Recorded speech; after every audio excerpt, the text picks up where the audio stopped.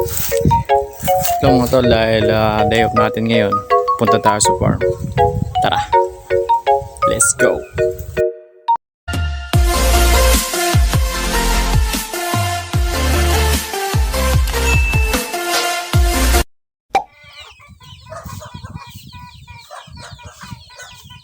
Magandang hapon mga boss.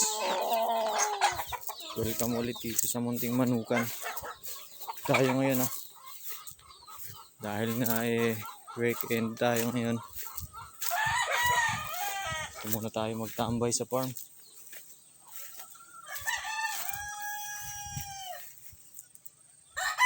Yung stag na nandito, tinamaan ng sipon. Ayun na. Yung stag na nandito naka-quarantine na muna. Tinamaan ng sipon. Mukhang mabubulag nga ata Kapatid ko lang kasi yung dito, in charge. Late na nakita. Kaya yun, hindi na ma-epekto yung mga gamot.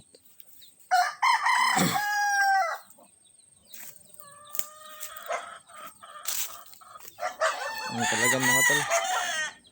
Sacrifice, sayang.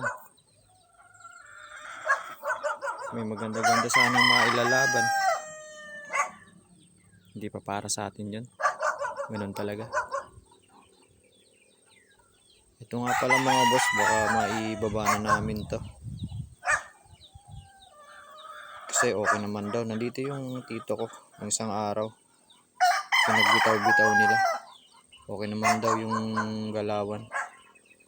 Tsaka yung kapatid niya. Ayun, yung isang yun. Ayun. Ito. Magkapatid yan. Bulik yung tatay nila. Tsaka sweater na babae. Cross din. Yung nanay nito tsaka yung stag na nandyan. Isang tao lang yung kinuhanan namin yung tropa ko. Sayang nga at yun, nadali ng sipon. Bawal ipakita, baka mabash tayo ng baka makaviolate tayo sa YouTube.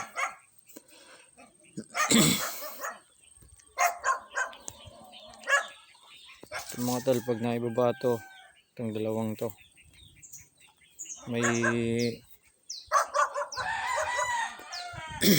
aakyat din kami para at least mapunuan tong mga tipi na to dito.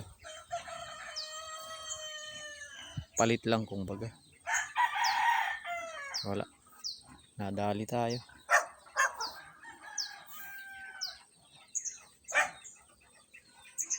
Okay lang din naman. Ganun talaga buhay tol. Yan. Yan mga tol, tsaka dun balak namin maglagay ng TV. Tsaka dito mga 6 pa siguro malalagay dito. Diyan 6 pa siguro. Hanggang dun mga 10. Tsaka yun pag may pag may bakod na maayos. Para at least safe sila. Ganyan ang buhay mga tol. Pag hindi para sa atin, wala, hindi talaga. Kahit anong pilit.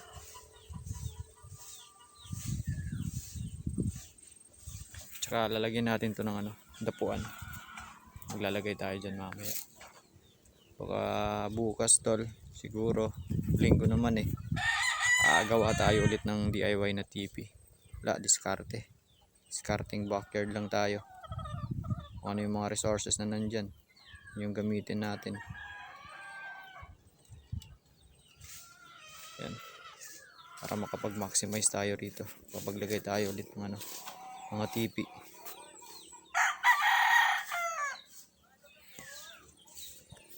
Yan dito maglagay tayo ng dapuan para pag naibaba na yung dalawang yun,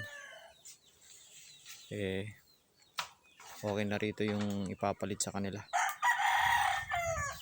Tsaka medyo matataas na yung mga damo. Kaya kailangan na magtabas. Grass cutter gamit namin dito mga tol. Mas maganda pa siguro to pag natanggal na tong mga puno na to. Para at least maliwalas.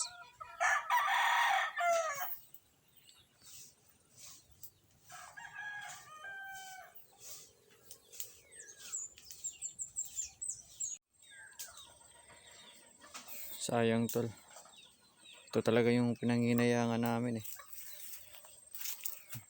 Sad news. Bad news talaga.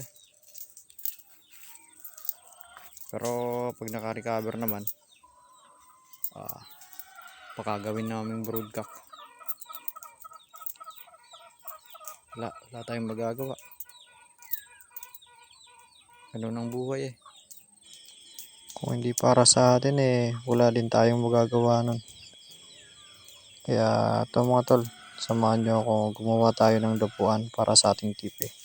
Tara, simplihan lang natin. Ang importante eh, komportable yung nukis natin.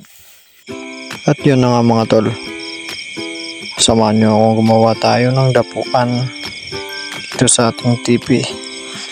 Discarding backyard lang mga tol. Kung ano yun lang yung mga nandyan ng mga resources, yun lang din yung ating gagamitin. At yan na nga mga tol, kumuha lang ako ng kahoy. Tsaka yun na yung ginamit ko. Yan. Kailangan lang eh pantay.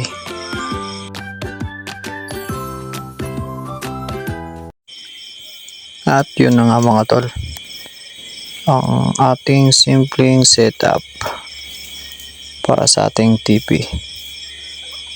Kahoy lang. Ang importante eh, maayos yung dadapuan. Yan, discarding backyard lang mga boss. Galyos Chopsoy TV ulit. May pangarap at matutupad. Maraming salamat sa panonood. Huwag kalimutang mag-subscribe mga tol.